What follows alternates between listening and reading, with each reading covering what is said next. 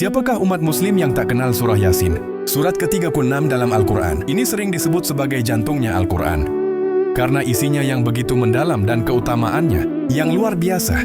Tetapi, sudahkah kalian tahu apa sejarah dan cerita ajaib di baliknya? Surah Yasin merupakan tergolong surat Makkiyah, yang berarti ia diturunkan di kota Mekah. Sebelum Nabi Muhammad hijrah ke Madinah, penurunannya terjadi pada masa awal-awal dakwah, saat Nabi menghadapi banyak penolakan dan tuduhan dari kaum kafir Quraisy.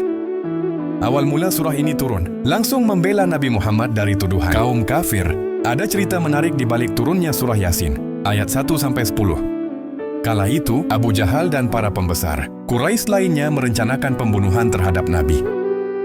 Namun dengan kuasa Allah, mereka tak bisa melihat keberadaan Nabi saat keluar dari rumah.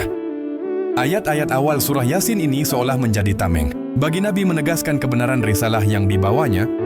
Salah satu kisah paling menyentuh dalam surah Yasin adalah cerita tentang Habib An-Najjar, yaitu seorang lelaki saleh yang beriman dari ujung kota. Kisah ini termaktub dalam surah Yasin ayat 13 hingga 30. Dikisahkan, dahulu Allah mengutus 3 rasul untuk mendakwahi sebuah kota yang warganya menolak. Keimanan para rasul itu ditolak mentah-mentah. Namun Habib An-Najjar yang mendengar kabar ini segera datang dan berseru kepada kaumnya, "Wahai kaumku, ikutilah para utusan itu."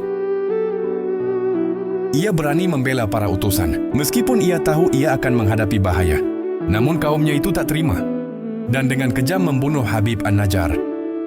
Ajaibnya, setelah meninggal ia langsung masuk surga dan berkata, "Alangkah baiknya jika kaumku mengetahui, sebab Tuhanku memberi ampun kepadaku dan menjadikan aku termasuk orang-orang yang dimuliakan."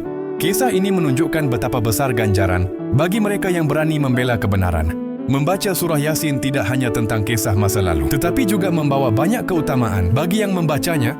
Di antara manfaat membaca surah Yasin yang pertama, yaitu sebagai pengampunan dosa. Dahulu Rasulullah pernah bersabda bahwa siapapun yang membaca surah Yasin kerana mengharap pahala dari Allah, maka dosa-dosanya akan diampuni. Adapun manfaat yang kedua, yaitu melancarkan hajat. Banyak umat Islam meyakini dan mengalami bahwa membaca surah Yasin dapat mempermudah terkabulnya hajat atau keinginan. Bahkan ada yang mengamalkannya sebanyak 41 kali dan merasakan keberkahan dalam hidupnya. Adapun manfaat yang ketiga, yaitu mendapat pertolongan dari Allah.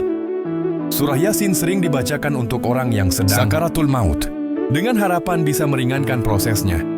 Bahkan kisah-kisah nyata tentang kesembuhan dan ketenangan di hujung ajal banyak beredar berkat pembacaan surah Yasin ini. Adapun manfaat yang keempat, yaitu mendatangkan ketenangan. Mendengarkan lantunan surah Yasin juga dipercaya dapat menenangkan pikiran dan meningkatkan kualitas tidur. Surah Yasin adalah surah pengingat bagi kita semua. Ia mengajarkan tentang keteguhan iman, konsekuensi dari penolakan, dan besarnya kasih sayang Allah bagi hambanya yang beriman. Dengan memahami makna di baliknya, kita bisa semakin mencintai dan mengamalkan jantung Al-Quran ini dalam kehidupan sehari-hari. Ya Allah, semoga kita semua ditetapkan iman dan Islam oleh Allah Subhanahu wa Ta'ala. Amin.